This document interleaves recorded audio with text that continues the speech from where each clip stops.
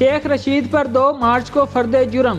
سابق صدر آصف علی زرداری کے خلاف عمران خان کے قتل کی سازش سے متعلق کیس میں عدالت نے شیخ رشید پر فرد جرم عائد کرنے کے لیے 2 مارچ کی تاریخ مقرر کر دی۔ سابق صدر آصف علی زرداری کے خلاف عمران خان کے قتل کی سازش سے متعلق کیس کی سماعت جوڈیشنل مجسٹریٹ عمر شبیر نے کی۔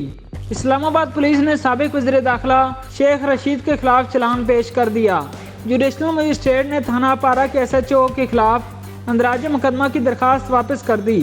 جوڈیشنل مجسٹریٹ نے کہا، یہ درخواست سیشن جج کی عدالت میں جمع کرائیں، میرا اختیار نہیں ہے۔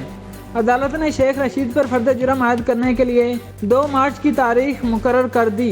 دوران سماعت شیخ رشید نے عدالت سے استدعا کی کہ کانفرنس میں شریک ہونا ہے، 15 مارچ کی تاریخ دے دیں، جس پر عدالت نے ریمارکس دیے کہ ہائی کورٹ کے آرڈر ہیں، چلان آ گیا ہے، لمبی تاریخ نہیں دے سکتے، عدالت ٹرائل شروع ہو جائے تو پھر دیکھ لیں گے۔